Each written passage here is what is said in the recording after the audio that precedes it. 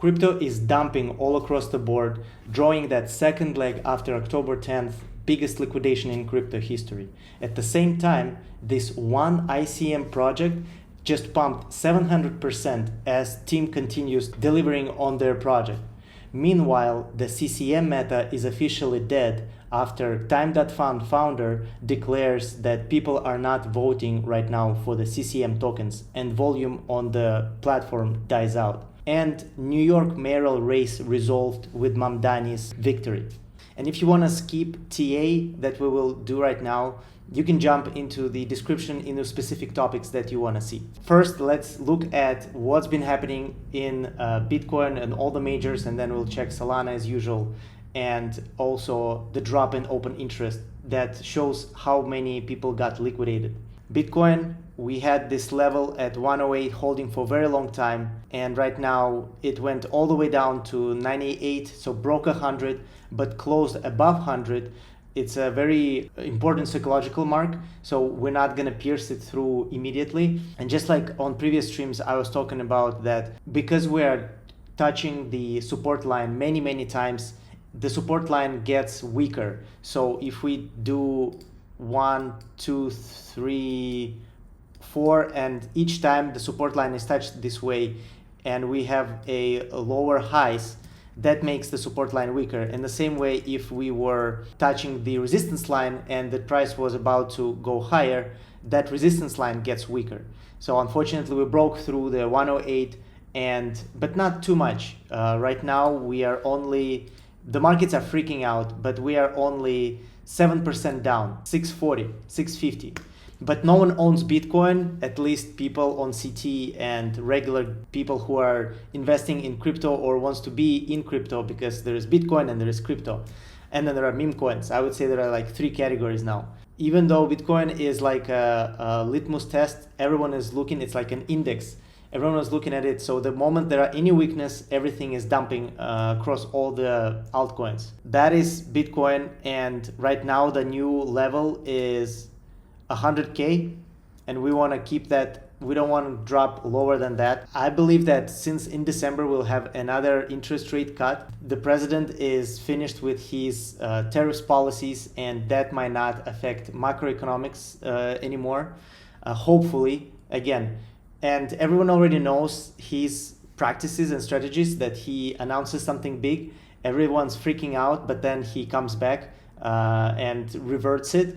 Recently, the Supreme Court ruled out that, maybe not the Supreme Court, maybe the previous courts, that the blanket tariffs cannot be implemented on all the countries. If you remember, he was holding that big board where he was showing how what percentage every country is going to pay. So that was put on pause, even though it was announced. But again, you need to go through all those levels, the Congress, House of Representatives, and then if those decisions are upheld, then it goes into the court. There's 3 courts at the top. Nothing is implemented immediately. And we hope that Bitcoin will hold this level. We have Michael Saylors, we have all these companies that are buying Bitcoin, and it's not going to drop 20-30% like it did in the past, just because it's a more stable asset now and more companies own it. And Michael Saylor is not going to sell Bitcoin the moment we have some negative news in the macro or just in general in crypto. So that Bitcoin, if we zoom out and look at the weekly chart, we can see that nothing terrible is happening. Again, we just at the previous resistance line. So the previous resistance was right here. That was 100K. We bounced from it twice. We had the double peak. We pierced through it, went to 108, but then we closed those weeks close to 100K, and that's why it wasn't a confirmed breakout. It was a fake breakout, and then after that we dumped lower. However, the third time we arrived to this resistance line, we broke through it. Then we established a couple of weeks, we had closings above that resistance line, which established that old resistance as a new support. And from that moment, we started to bounce up. And right now we're just bouncing on that resistance, that support line of 100K. If we look at Ethereum, so Bitcoin is down 6%. February 2nd was another day of the macroeconomic shock when $2.2 billion open interest was wiped out in the markets. And it's also because of the president announcement of the tariffs. How we are doing on a daily low time frame first, and then we'll go to a higher time frame. So we broke through the 3,800, which was also for a very long time. Before it was the resistance, we broke through that, and then it was a support line for a long time. And we had this 1, 2, 3, 4 touches of this support line. And on previous stream, I was saying how this support line is important to hold, but the more times we're touching it, the more price gravitates toward it, the likely it breaks and actually not hold. Unfortunately, we broke through it, which gives us opportunity to buy at lower prices. Everyone was so bullish at the end of summer specifically because we had this amazing run from 2,300 to almost 5K, and everyone was super excited. The fear and greed index at the end of the summer was peaking not in the extreme greed, but in the greed level. That was July. However, then we started to slide down lower and lower, and right now it's at 20. It's at fear. And if you look previously where we were when the fear and greed was at 20, is these areas. It's even lower than in September 2024 when Bitcoin was trading at 5,400. So it's very similar situation, I feel like right now than in summer 2024, because we arrived at this level, track gray line right now. We arrived at the new all-time high, $73,000. We could not break through that level, and we started to range and consolidate, and we started to print lower highs and lower lows. And each time, so first peak was 74, the second one was 70, then it was 69. So you can see how it was lower and lower highs. And in trading, if you look at any chart and you see lower highs, lower lows, that's a bearish sign. That means get out, take your profits if you have any, or establish stop losses. Make sure you have something to fall on. The fear and greed index followed the same pattern, and you can see how people got more and more demoralized. So the lowest points of that range were 58, 57, then 53. So when it touched 53, that's when everyone panics. And you can see at the fear and greed index how it was at 26. And after that, when everyone was already fearful that, okay, we are not going anywhere higher, we're not breaking through 78K, that's when it started to climb. And that was just in the bottom of the range, the price of Bitcoin. And fear and greed index was in fear. And same situation that we have right now. We have the range for Bitcoin. So right now, before it was 120, 108, now we moved lower a little bit and we're printing lower. So broke 108, now we are at 100, and everyone is paranoid. The fear is at the highest, it's 20. The fear at the highest, the index is at the lowest. And previous times when we were that low was 86 Bitcoin price, and that was beginning of 2025, again after the announcement of the tariffs. And after that, from February until April 9, that was about 2-3 months when the price of Bitcoin, as well, again, look at the gray price, it didn't go any more lower. So 84, we hit then 78. So from 84 to 78 is 6K, which is it's roughly like 7% out of 84. And we never went lower than that. We ranged a little bit, established that support, 2 touches on the support line. People are as fearful as it gets, extreme fear, and we never went lower than that. And I believe that we are repeating the same pattern right now. There are so many positive things coming in 2026. We have the Jerome Powell is leaving in May. The current president will start pumping the economy, pumping all the money into the economy. We have the midterms happening as well.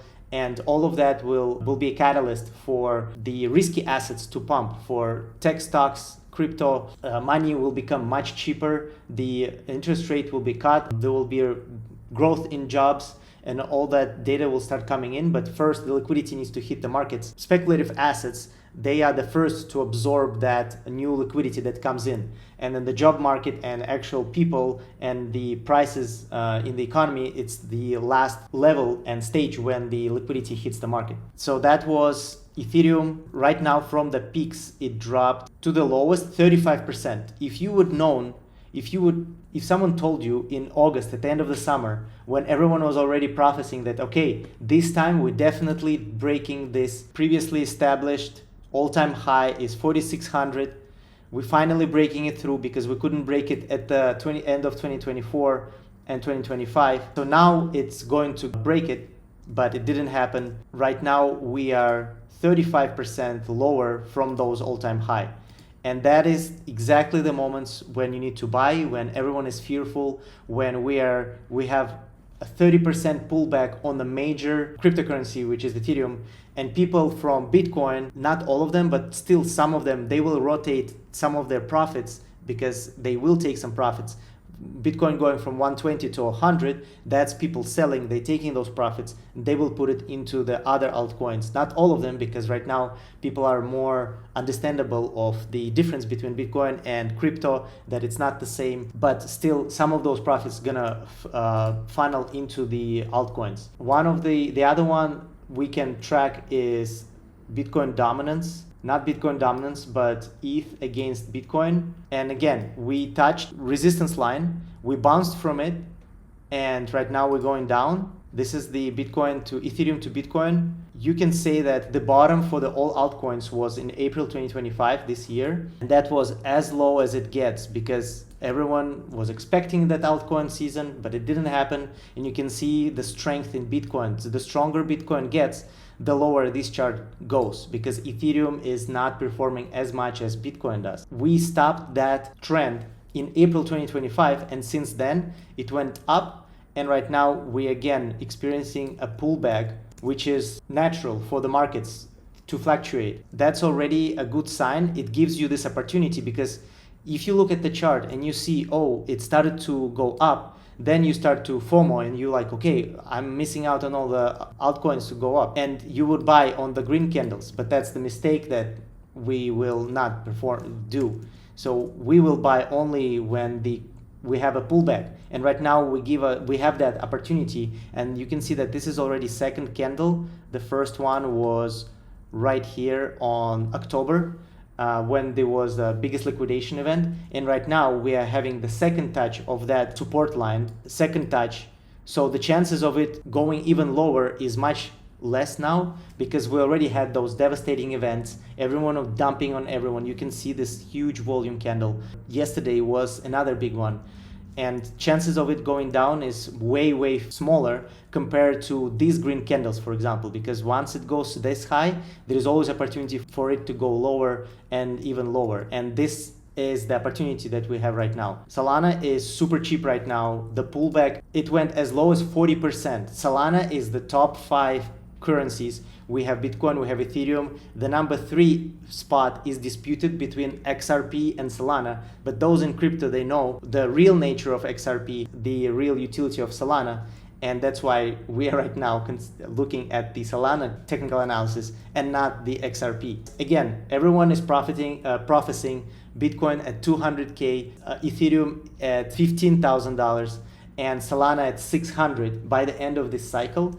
And this cycle takes much longer because, again, money are more expensive. It's not 4-year cycles anymore. There is no alt season.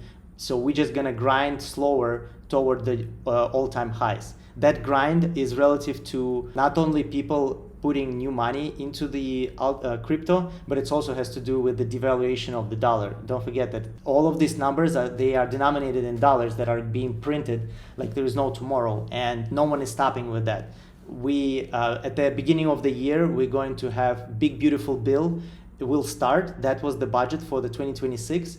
So all that money start hitting the economy. We're gonna have a lower interest rate that will start hitting the economy, and we have all the additional improvements and advancement in corporate America that comes from the AI. So businesses, the S&P 500, the top 500 companies, they became more efficient in the way they spend money. That's going to translate into the higher earnings, which will translate in the buybacks and higher stock prices. So everything will be booming in 2026. And then we'll also have midterms that will force the current administration to pump the economy and make sure that we are finishing the first 2 years on a high note, so the people will give the mandate for the second term. That is Solana. What are some levels on Solana? Let's open weekly. Could not break through. That was the third attempt to break 250, 240. And right now we are having a nice pullback. That's the moment when you buy. To be a cautious trader, you buy on the pullbacks. You buy here maybe once, you buy here a second time, and here would be the third time when you enter the position. Each one, gradually you increase the amount you buy. You don't trade on leverage. This is a really nice level because, again, if you look on previous performances, lots of weeks when we finished at this level, we had this area, this, then we had this level as a support right there when we bounced up. Then we had this again as a support, broke through it, this as a resistance. So this level, if we want to box out, this is the buy area. If the price enters this box, this is a very, very good level to buy. And you can see right now we're in the middle of the week and we have still 4 days until closing of this week, so anything can happen. But right now we see that the price went down and bounced from it. And look at it, how the top range of the box is the resistance now. I cannot predict what's going to happen in the short term, but in 2-3 months, this is the level from we will bounce higher, on my opinion, just based on the TA that I see on the chart. You also need to remember that Solana, it's the #1 casino chain. There was a huge product market fit for Solana in terms of Memecoins and Memecoin trading. People thought that crypto in general is the casino, right? Further in the development we go, the more products are being built. Solana proved itself as the #1 chain for consumer-facing apps. Not as much as Ethereum. Ethereum is more of an infrastructure where lots of protocols are being built. The DeFi is built on Ethereum.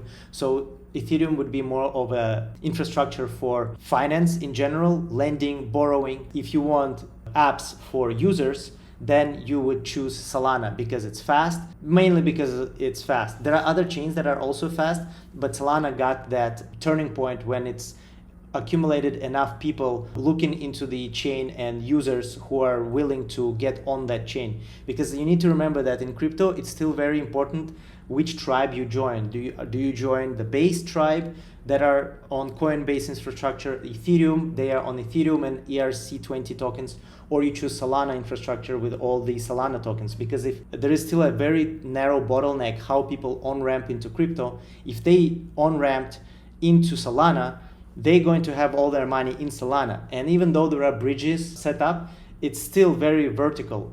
They on-ramped in Solana, now they have Solana. That means that they have Solana-specific wallets. They know Solana-specific decentralized exchanges, Solana DeFi protocols, and same for every other chain.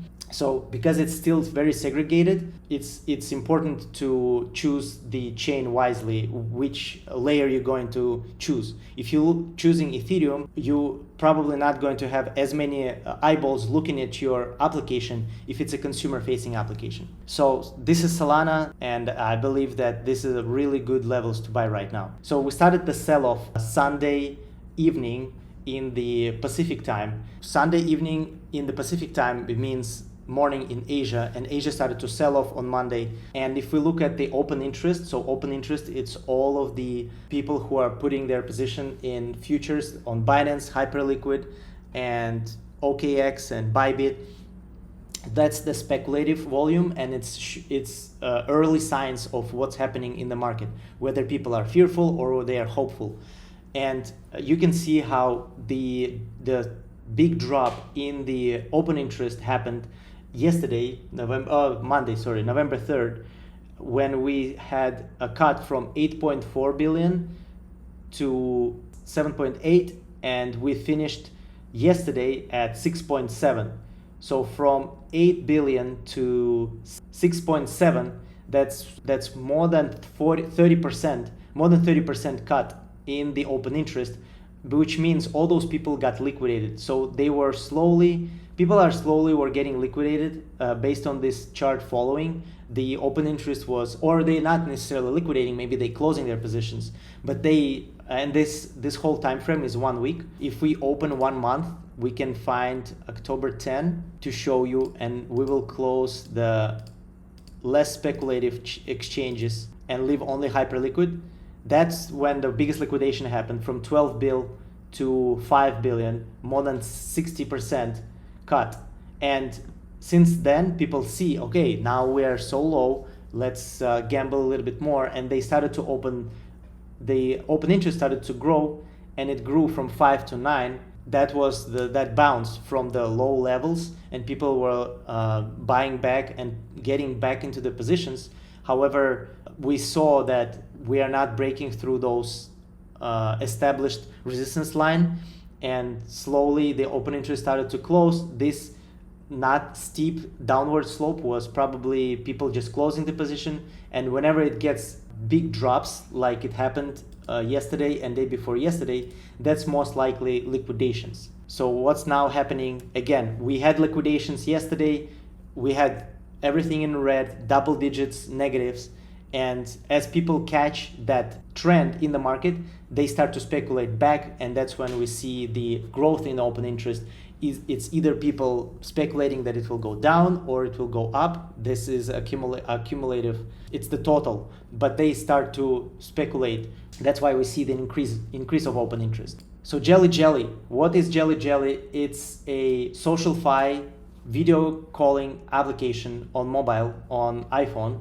It got famous on, I noticed JellyJelly first because of the hyperliquid debacle that happened on March 26th, this candle, March 26th. The ex-founder of Venmo, Sam Lessin, and Ikram, they decided to build this application for video calling. The front camera works when you call, and the back camera works. So the screen is split in two. I'll show you how it looks like. Yeah, it looks like this. So you have the front and you have the back working at the same time. You can turn off the front camera and the back camera, and then you can call, you can chat. But the application also had a lot of AI features where after you finish the call, the AI will put titles on your screen and find which areas of your conversation, if you had a conversation with someone, is the most viral, that you can clip it and then publish it directly into TikTok or Instagram Reels. And even on JellyJelly.com/feed, you can find some of their ready Reels that people published. This is how it looks like. This is Ikram, by the way, and we will talk about this event that caused the pump of the coin. Very interesting solution. The split screen is not new, but here we have everything packaged in one cohesive product, where it's on mobile, it's calls, it's integrated with AI. Like, it's not enough. There was a utility token, JellyJelly, on top of that. The token at least goes live on January 29, and it pumps to $250 million. I'm huge for ICM. This is Internet Capital Markets. It's when the projects use their project and then they launch a token next to it. The token is not secured by anything. It's not equity, it's not future profits, it's just the attention. The JellyJelly was one of the biggest one because it was Web2 people coming from the founder of Venmo, and they building Web2, just a regular consumer-facing product, and then introduced a token next to it. So people speculated up to 240 mil. And then, of course, as always, as usual with all this, the hype died down a little bit. People started to exiting. So the token went down to 5 million. That is a drop of 90%. I'm not gonna even measure this drop. However, couple months later, on March 26th, the market cap of JellyJelly was 13 mil. And that's when one wallet decided to do a trick with the Hyperliquid. So JellyJelly got listed on Hyperliquid, and JellyJelly is a meme coin, right? Even though it's an ICM, it's behind the regular project, but it's a meme coin. At the 13 million market cap, it was trading on Hyperliquid, and this one wallet decided he opened the position where he was shorting it, and then on the another DEX, he opened a long position. So he liquidated himself on the Hyperliquid, which made a hyperliquid vault that provides liquidity to hyperliquid to inherit that negative position. He made money on the token going down on that hyperliquid. Then the token went already, because it went so low, it was very easy to pump the price higher. So on the other DEX, he started to buying, he pushed the price higher. Then he made money on the other deck. First of all, it was very volatile. We can see the scandal that happened on March 26th. Because Hyperliquid inherited this negative position on their vault, they didn't know what to do, and that was the big controversy with Hyperliquid, because they voted to settle the price not at the Oracle price of the JellyJelly, which was much higher after the pump on the other decks, but they voted to make holders of the HLP vault whole, to make them solvent, which was beneficial to the HLP holders and people of in the Hyperliquid ecosystem, but it was a bad thing for anyone else who has their own vaults, independent vaults on Hyperliquid, because you can go on Hyperliquid and you can open your own vault, which basically means that there is a market maker participant on Hyperliquid that's going to overrule other participants, even though Hyperliquid is supposed to be decentralized. And right now, that is probably the biggest concern of the Hyperliquid, is that it's very centralized in that sense, because validators, they can get together and they can vote for any initiative that will be against other participants if you have your own vault. So that happened on March 26th. That's when I first found out about JellyJelly. That's when was the biggest news about JellyJelly. On APIN, on our app, it's appeared even earlier when it was pumping so high. And since then, the coin dropped again to 10 mil, but you can see how it never went below 10 mil. So it dropped to 10 mil, then we had another pump just a couple months later, because the people behind it, the founders, they kept building, they kept updating, the app went on App Store, a small drawdown again to 15 mil, and then we started to September, when it went higher and then higher. And then when everything is dropping, everyone is getting liquidated left and right. It's Sunday, it's Monday, Tuesday, yesterday, when Bitcoin goes down, and we have this ICM token pump from 80 mil, it pumped back to where it was all the way at the beginning, even higher at 486 million. So depending from where you measure, but that was 5x. And of course, again, it corrected since then. That is just such a outlier, because again, everyone is dumping, everyone is super pessimistic. Altcoins are dumping, Solana is dumping, and people already forgot about JellyJelly because it wasn't on the news as much. People, after ICM meta, there was CCM, and now there's Polymarket. People continue building. Ikram and Sam, they keep building, they keep updating. And they published, they had this.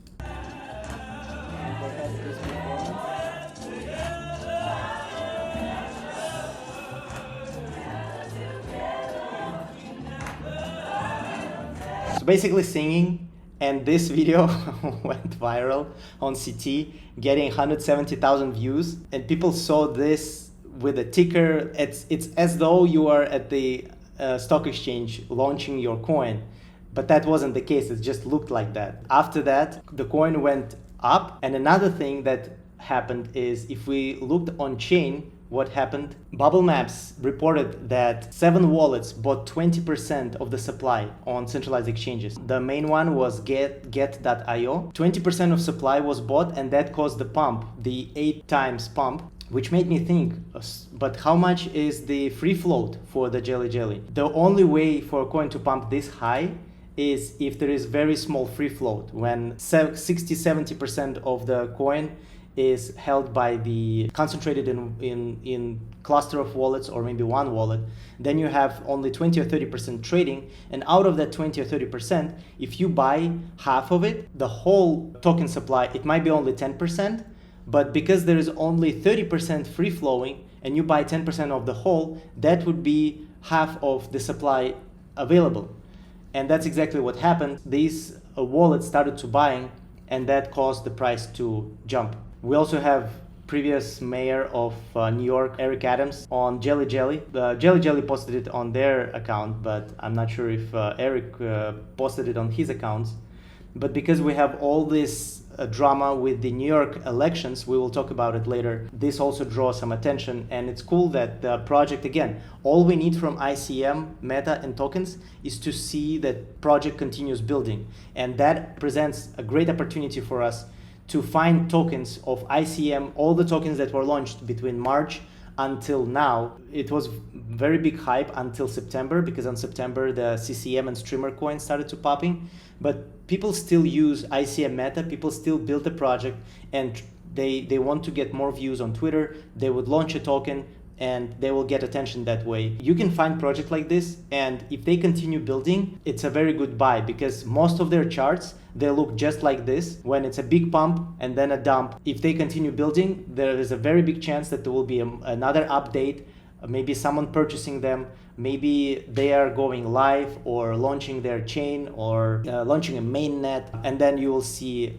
green candles just like we had for JellyJelly. And the last thing that I wanted to mention, so we have AI features integrated into the JellyJelly app, but there are also utility for the JellyJelly token. The utility was that holders can gain early beta access to premium features like boosted visibility in the feed or exclusive AI enhancements.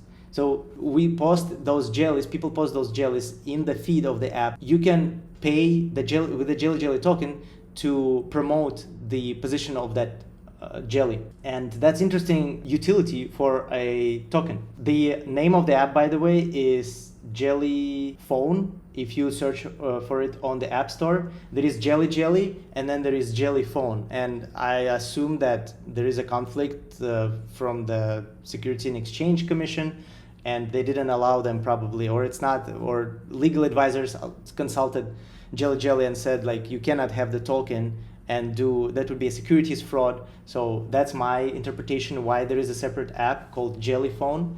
But JellyJelly token, so you can pay for the premium features, you can boost visibility, and you can also do micropayments. You can tip someone. If you watch someone's stream on JellyJelly, you can tip someone with the JellyJelly token. Very good and interesting implementation of everything together. You have the video calling, you have the porting and exporting into the TikTok and Reels. At the same time, you can add some AI features, find some viral clips that will cut for you. There are some other apps who do that for you. Opus Clips. Clipping in general is a whole new industry in social media right now, because we have a lot of content created just like this shows that I'm recording. They might be 40, 60 minutes long, but then I want to clip certain pieces of it, put it everywhere on TikTok, on Instagram. The CCM, the content creators markets. Very sad news, because one of the biggest content creators metas was Time.fun. We have Pump.fun, but this was Time.fun. And Time.fun is where you bid to buy your favorite KOL's time. So you have people like Ansem, you have people like Toly, the founder of Solana, and you could bid and buy the time from them, couple minutes, 3 minutes, maybe to pitch your project, maybe to consult with them, for whatever other reason. It was mostly used for marketing purposes. If you remember, last week we had this event when projects were pitching, 3 projects bid $30,000-$40,000 to pitch to a panel of the Solana OGs, which were Toly, Ansem, and Chao, and one more person. I don't remember who. But Time.fun provided that platform where you can bid for other influencers' time. And the founder of Time.fun, his Twitter is Cows. He announced that they are shutting down Time.fun, that they tried really hard with their meta. They did promotions, they did campaigns, but it seems to be not growing. And people voting with their dollars to go into different direction, specifically into prediction markets right now. And one thing that he said, that in foreseeable future, the markets is rejecting creator tokens. CCM has been high in mindshare on CT for the last few months. So it isn't a marketing problem. The market is clearly voting with their dollars, and the vote is against CCM. So I agree with that. We hear a lot about CCM. We saw it. The mindshare is huge, but the dollars are not there. People are not, even though they're voting with their attention, but they're not voting with their dollars. Because you survive, just like Toly said on that stream, the crypto projects, they either earn money from the managing assets that they have under management, which is the protocol, which is DeFi, or you charge on the transaction fees. For Time.fun, that was the transaction fees. They wanted people to trade. It's basically like KOL tokens, personal tokens, and they wanted to charge them, but there was no activity, there was not enough volume, they probably weren't making enough money on that, and that's hence this post that Time.fun is shutting down. He promised that all the points that were aggregated and generated on Time.fun, there will be a snapshot and they will port into his new project. But for now, Time.fun is basically winding down and shutting down. Also, he mentions that projects that also trying to solve CCM are projects like Zora, Pump Fun with their streamer coins were pumping on September, but now the market completely died out. Even though projects continue streaming, the volume is not there. People don't want to trade those tokens. And streamers go live and they continue. We have the lots of streamers who came out. It's mostly like shock content when people just do dumb shit, but people still don't want to trade those tokens. One streamer that I like to watch, I'm tracking, is Unchained. It's Laura from the YouTube channel Unchained, and she also created a token, a content creator token. So she continues streaming because she continues publishing episodes, and she goes live every day. So you can see that 1 day ago there was a live, 2 days, 5 days. She continues publishing. Those videos will end up on YouTube anyways, and she goes live on YouTube as well. However, the token, even though it pumped at the beginning all the way to 1.2 mil, you can see the drop. And the drop is almost like it got rugged. I'm 100% sure that there is no interest for them to rug this coin. And it's just people got the hold of a supply and then they dump that supply. And in the absence of buyers, if there is no hype, there is no meta, even it doesn't matter how much of the supply you have, it might be 5-10%, but if you dump that 5% all in one chunk and there is no buyers, the price can go 99% down, even though again only 10% or 5% is being sold. So right now it's at 60K, and if we check how much activity and trading fees they generated, you can see that per day it's been nothing, almost nothing. Like yesterday it was $12, $25, $17. And that shows you that the content creators markets is not there, just like Couds mentioned in his tweet. Next is ATM. In this whole news, everything is going down, everyone is getting liquidated. This project decided to launch a token. Their name is ATM.day, and what they do is they have 5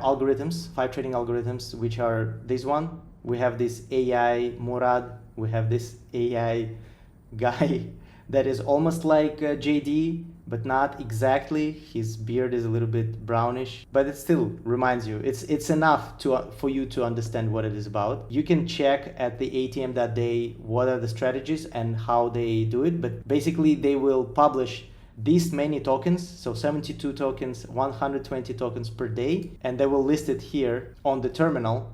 Right now it's locked because I'm not a subscriber, and it will tell you, and their algorithms are based on, they track wallets, they track the wallet's previous performance, and based on that information, they'll show you, oh, if this wallet had this win rate, this performance, and now they're buying this token, here's that token. That's what they do. So they developed these 5 algorithms. They claim to be very profitable for those algorithms. I believe there was a win rate. Somewhere I saw they are mentioning, like this one, 82% win rate. This is the OG trading strategy. Then there is this algorithm. Very ballsy of them. On Tuesday, everything is dumping. Bitcoin, Ethereum, Solana. Everyone is in red, fear and greed index at 20, and they are launching a token. Even though they launched on Pump Fun, they have tracked tokenomics. They took 20% and they locked it for the team, and they have another 15 for the marketing, and then community is 25. So they bought back all of this supply, which basically means, what is it, 20, 35, 60% of tokens.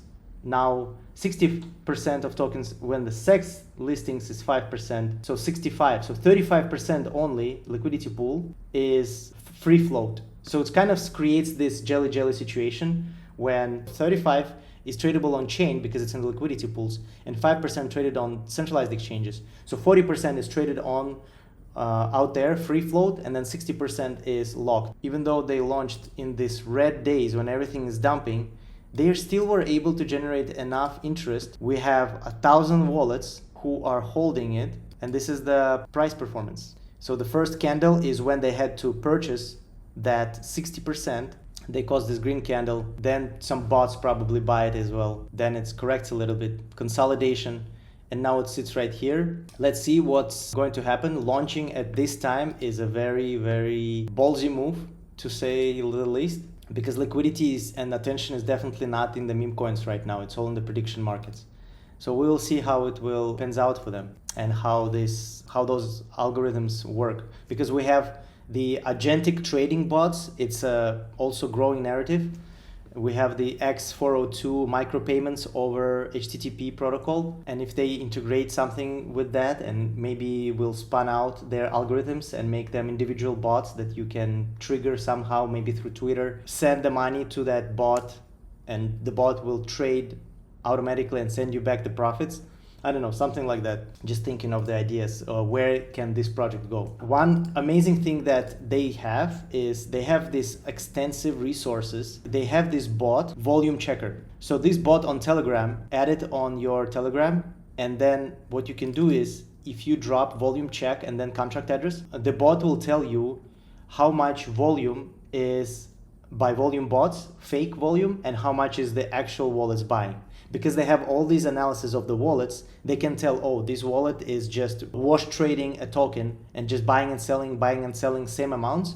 Or if it's a real person behind the bot, behind the wallet, and puts a real purchase order or sell order. So that is a good free tool. It's completely free. You can do 5 checks per day. Then you have to purchase pay them money. But that is a great free tool, great marketing on their side, a little bit of freemium for people to onboard, for people like me to tell my subscribers and people who watching me about this tool. And now you know about ATM.day. Also, they had this one degen toolkit to use. So great list of resources to use. We know call scan, we know holder scan.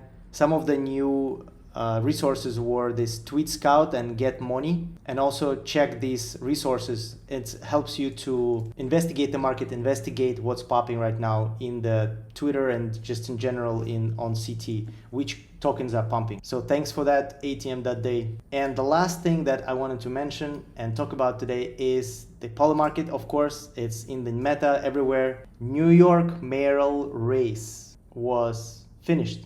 Mamdani, Zohran, won that race. This is the Polymarket, and you can see how it was trending. So Andrew Cuomo had 70%, 80%, and I believe at the end of June, that's when, June 8th, that's when the polls started to come out. Zohran, I'm not very knowledgeable about the politics. I only know as much as my informational bubble reached me, but Zohran focused a lot on the viral TikToks and appealing to the people, saying how he will have free buses and free grocery stores all over New York. I'm surprised. I lived in New York for 5 years, and I'm surprised how people bought into that message, because it's just the most populist things you can say and promise to people. And he also wanted to freeze rent, of course.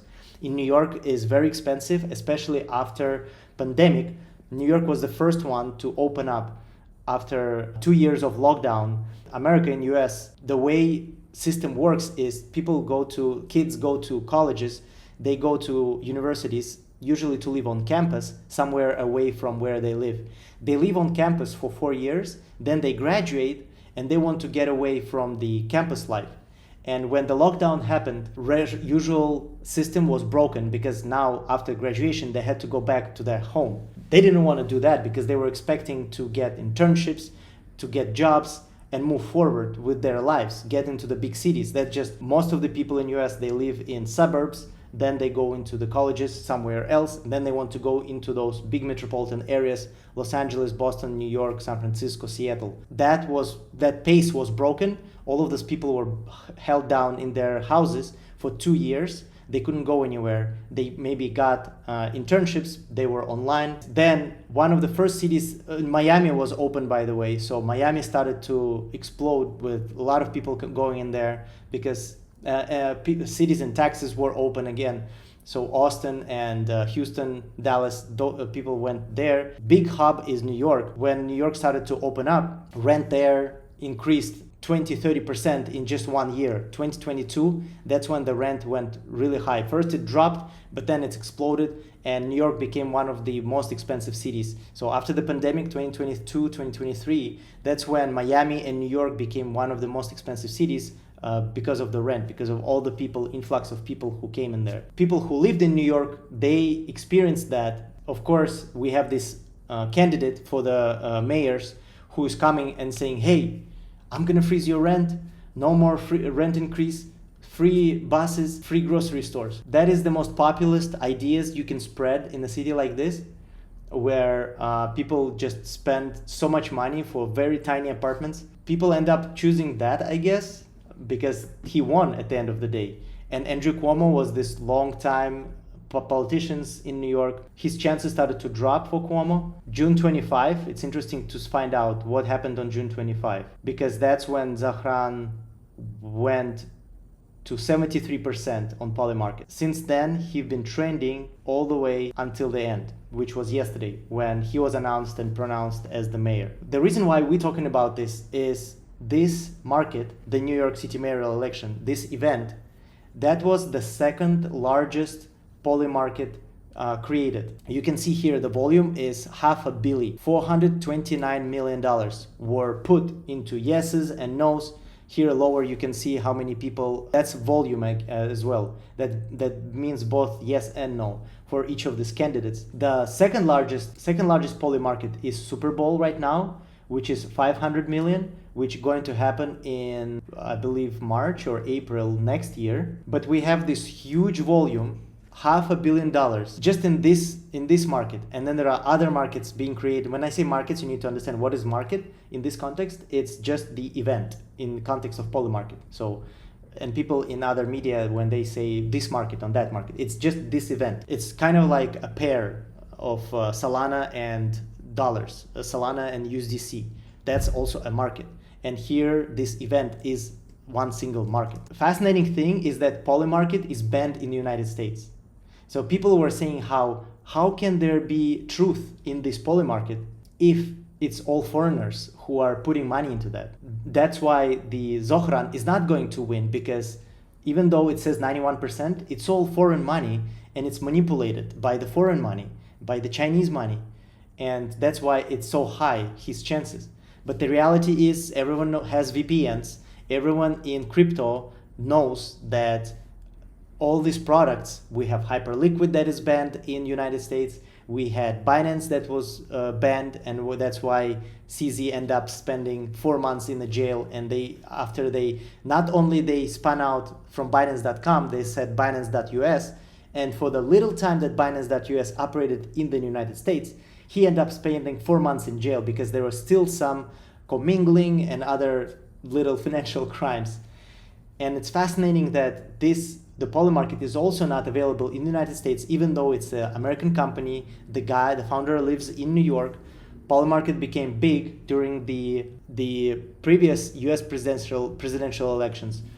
That's when they become really big. And now it's the number one place for the prediction markets because it's on chain, unlike Kalshi, where it's not on chain, it's CFTC regulated market maker, kind of like an exchange, basically, where the markets are made by the Kalshi itself.